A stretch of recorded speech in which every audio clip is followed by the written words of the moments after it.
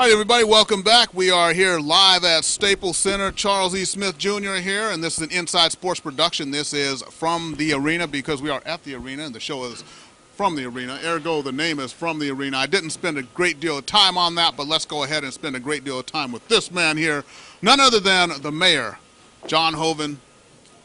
Talk to them. How's everybody doing? You know, it's a tough loss here for the LA Kings today, absolutely. You know, would have been nice for them to close this series out at home for their fans, who certainly have had a tough season, especially in the first half of the season. But the Coyotes came to play. Shane Doan, it's something that he talked a lot about during the off day yesterday, about the fact that they didn't want to be swept, that certain players needed to be better, and that he was one of those players that needed to be better. And his actions, out on the ice today were incredible. He scored 2 goals, and he was heavily involved in the play, kept his emotions in check, wasn't getting involved in some of the silly physical play that he was earlier in the series. So, great game by Shane Doan. Hats off to him. But the Kings will probably bounce back on Tuesday, you would imagine. I think so. Now, you were just down there with the boys and everything. So what was the vibe down there? I mean, with the Kings, were they, they seem a little bit, was it just one of those games where you outshot them by, a 2-1 margin just about in the game, yet all you have to show to it is a goose egg on the scoreboard. So did they know it was kind of one of those games, or what was the mood of the guys down there? Hey, Dustin Penner probably put it best, and he said, "Don't question our will. We're 11-2 in the playoffs." So, they were just, shaking it off. Dustin Brown talked about just hitting the reset button and moving forward. All the guys that were there in the room. When you first walked into the room, it was a little bit surprising because only 2 players were available initially, 3, Dustin Brown, Anze Kopitar, and Matt Green. But then the other guys started coming back in, to meet with the media and do interviews. So Dustin Penner, Justin Williams, a lot of the guys were available. So it ended up being kind of a normal, session there, media scrums, and then there were some additional players made available in the press conference. But by and large, it just was a lot of, hey, hats off to him. Mike Smith played a great game, and let's just move forward. Game 5 on Tuesday. This team's played incredibly well on the road, so I don't think that the Kings are too worried about going into Phoenix on Tuesday night.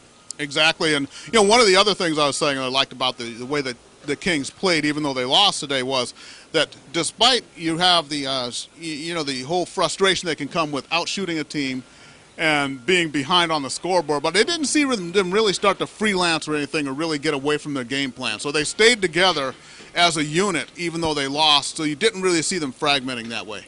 Yeah, the other thing would be, Coach Tippett didn't really give them a lot of credit for the shots and thought that they were a lot of shots from the outside. They weren't quality shots, but when you look down the box score, what you'll see is that every King, every player other than Jonathan Quick, so every skater had at least 1 shot on goal. Right. So they were, they did have that kind of shot mentality. To go back in time a little bit to Terry Murray's, famous quote, they did seem to be shooting the puck. Whether they were quality chances or not, the fact remains that they were taking those shots from inside their offensive zone. And so if you want to win the game, play the game down there in the offensive zone rather than the defensive zone. Unfortunately, Mike Smith just played a great game tonight, and he stopped. I think Trevor Lewis had a good chance.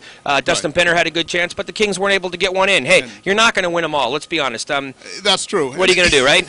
And what can you say? Kings fans maybe getting a little bit spoiled here, expecting to sweep teams. Hey, absolutely no. People came to the arena today and they were expecting a win. And I remember earlier in the season when people were coming to the games and they weren't expecting a win. They weren't even expecting goals most nights. Right. And, they came in here thinking, hey, we're just going to sweep another team. You have to remember that the Kings were up 3-0 on Vancouver. They were up 3-0 on St. Louis, and now to be up 3-0. And this is uncharted territory for the LA Kings as an organization in 40 plus years. So.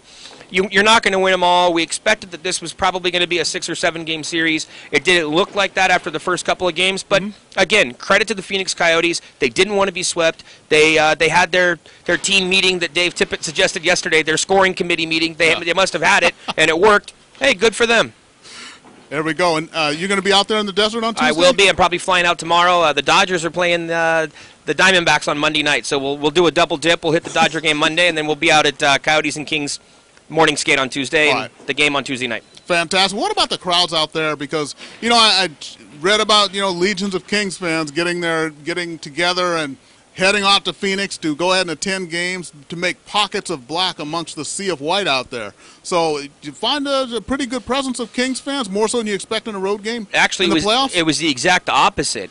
Somebody had asked me on Twitter prior to Game 1 to make a prediction, and I said there was going to be about 20 to 25% of the crowd would be Kings fans because I was hearing and reading a lot of the same stuff you were. I was shocked. I was surprised. A member of Kings management actually on the elevator ride down after Game 1 asked me, what did I think the totals were. I said they'd be lucky if there were 1,000 Kings fans in the building that night on Game 1, which was a Sunday night. Now, that was Mother's Day, so perhaps that played into part of it. But the Kings fans love their mamas. You know hey, everybody loves their mom. Come on.